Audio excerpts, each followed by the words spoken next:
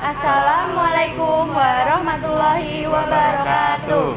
Kami di sini kelompok KKL PGSD UMS yang sedang berada di Museum Keris Nusantara. Saya beranggotakan Agnia Novitasari dan rekan-rekan saya. Saya Firdaus Kurniawan. Saya Desinta Marta Pramesti. Ya, untuk mengetahui apa saja yang ada di Museum Keris Nusantara ini, mari ikuti perjalanan kami. Jangan lupa memakai maskernya ya.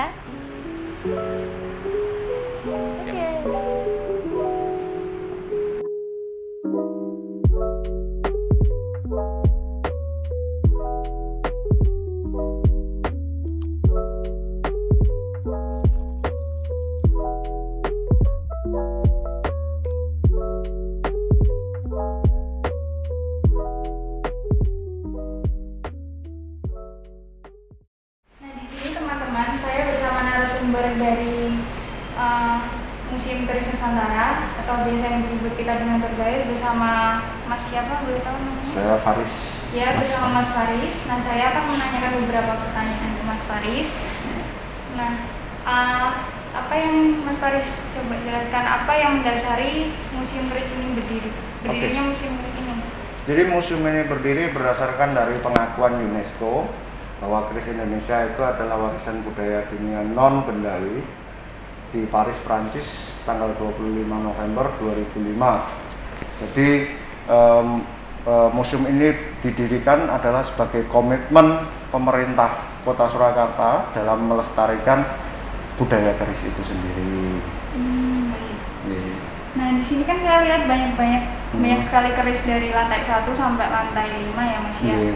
Nah, itu apakah keris-keris di sini dibersihkan secara berkala atau ada hari-hari tertentu gitu? Oh ya, untuk pembersihan atau perawatan, kalau dalam istilah museum itu adalah konservasi. Ya. Kami ada perawatan berkala karena jumlah total koleksi kami itu ada mencapai 2.300-an. Jadi tentunya kita secara berkala. Tapi ada beberapa pusaka yang kami khususkan di bulan Suro untuk sebagai event kami seperti itu. Jadi yang rentan usianya sudah ribuan tahun gitu. Baik, nah apakah yang pusaka yang ada di pembersihan setiap bulan Suro itu kenapa kok di bulan Suro? Apakah bulan Suro itu ada maknanya tertentu atau? Oh ya, kalau bagi orang Jawa bulan Suro ini adalah sebagai patokan. Jika kalau kita memiliki sebuah pusaka, alangkah baiknya dicuci, dijamas atau diwarangi itu setahun sekali. Nah, satu tahun sekali itu di bulan Suro itu tadi atau bulan Muharram kalau di Islam. Itu pusaka yang ribuan-ribuan ya? Ribuan. Ya hanya beberapa kalau di Suro, tapi kalau yang lainnya itu berkala terus kita. Mungkin hari ini juga kita masih melakukan konservasi ringan, ada konservasi menengah, ada konservasi berat. Ya. Oke Mas, kalau kapan museum ini didirikan Mas? Oke. Pertama museum ini dibangun dulu ya, jadi dibangun itu tahun 2017. Lalu museum ini dibuka untuk umum itu tanggal 9 Agustus 2017 dan museum ini sudah berumur 3 tahun. Nanti juga bentar lagi kita akan ulang tahun yang keempat. Gitu.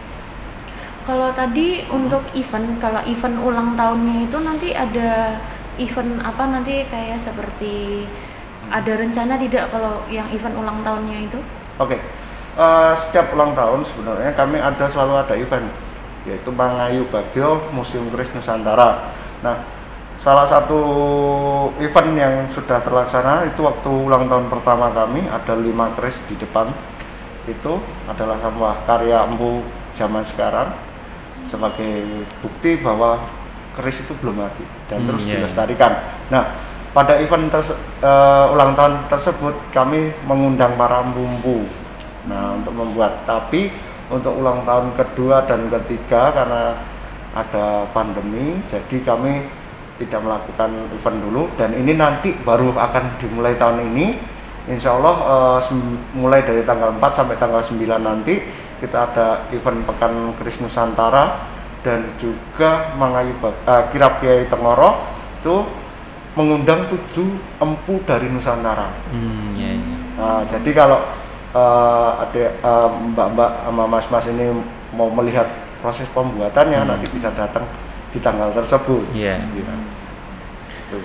Kalau untuk siapa saja yang boleh memberikan keris-kerisnya itu Biar bagaimana? bisa masuk museum. Ya, bisa Oke. masuk museum. Ya, jadi untuk penghibah ya, jadi kita menyebutnya sebagai penghibah, bukan memberikan, pemberi. Jadi menghibahkan, kalau menghibahkan itu kan sudah diberikan kepada negara.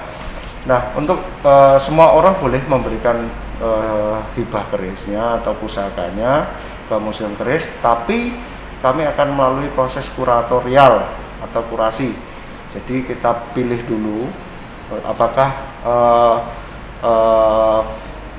keris tersebut layak pajang atau kita belum punya, atau nanti layak untuk pameran. Nah, itu kita harus ada prosesnya seleksi kalau gitu. Iya. Gitu. Berarti di dalam proses seleksi itu seandainya ada penghibah yang ingin menghibahkan kerisnya, tetapi udah kayak museum sudah punya, berarti tidak jadi gitu. Ya tetap, kalau kita tetap gini, basicnya tetap kita terima, tapi nanti tidak 100 kita tidak menjamin bahwa kerisnya itu dipajang di museum, tapi bisa saja dipakai untuk pameran di luar. Jadi kita kenalkan di luar. Jadi kan di museum itu ada event museum goes to school atau kita pameran keliling, itu sering kita bawa. Itu untuk kasanah keilmuan tambahan. Tadi Mas, untuk yang museum goes to school, itu berarti pamerannya dibawa ke sekolahannya? Iya, kita kenalkan dengan adik-adik SD, TK, adik-adik SMP, SMA, semua kita kenalkan. Karena jujur generasi muda itu kami sangat tujuan adanya museum ini adalah kita mendidik mereka, mengedukasi tentang kebudayaan kita. Dan soalnya kenapa? Karena dia lebih panjang dari kita. Nanti suatu saat kan kita nggak tahu kapan kita hidup. Nah, nanti mereka yang melanjutkan perjuangan kita seperti itu. Mengerti.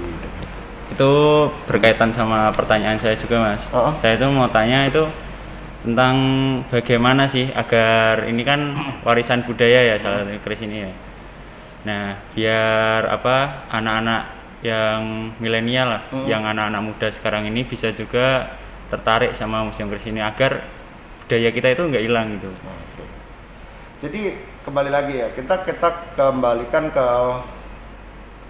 kalau di sini kita menelitikan dengan kasanah akademisi atau karya, sebuah karya seni keris itu, yang bukan yang kadang-kadang yang beredar adalah sisi lain dari keris. Nah, kami mengangkat dari sisi yang bisa kita pelajari dari keris, misal kayak filsafatnya, dan juga keindahan pamornya, keindahan ukirannya, kita angkat itu kepada masyarakat, terutama pada generasi-generasi milenial yang selama ini kita telah di brainwash, ya kan.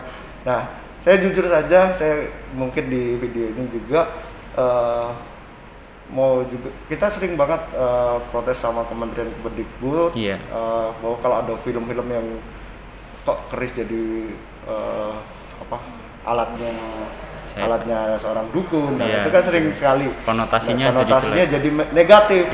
Nah, padahal kayak Pangeran Diponegoro, terus raja-raja di tanah Jawa itu menggunakan keris semua, tapi masyarakat selalu berpikiran itu dukun. Nah, alatnya dukun. Nah, itu ilmu magis. Ilmu magis, padahal tidak, jauh sekali. Nah, itu nanti kita sambil jalan-jalan aja, nanti saya akan jelaskan sedikit-sedikit untuk keris-kerisnya yang bisa kita ambil. Jadi kita sering memberikan informasi kepada adik-adik milenial itu tentang falsafahnya, lebih ke falsafahnya. Jadi biar dia tertancap dengan keris, gitu. Suka dengan keris, yang penting suka sih.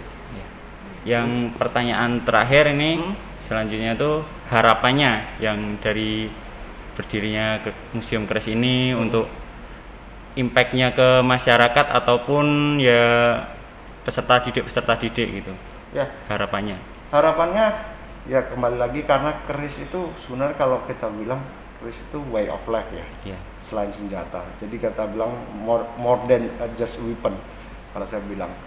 Nah, di dalam sebuah senjata itu ada nilai-nilai kehidupan. Nah, saya harap nilai-nilai kehidupan tersebut dapat teraplikasi kepada peserta didik yang nilai-nilai kehidupan itu kan luhur sekali. Nah, selain itu juga masyarakat juga mulai tidak takut lagi dengan keris, bahkan kalau bisa cinta dengan keris. Nah, seperti itu yang kami harapkan. Semoga bisa terwujud. Ya, amin. Ya, itu saja berarti wawancara dari kami dengan narasumber di sini Mas Faris ya. Terima kasih banyak udah menjawab pertanyaan-pertanyaan dari kami. Cukup sekian dan semoga video ini, pembahasan kita kali ini bermanfaat bagi kalian semua.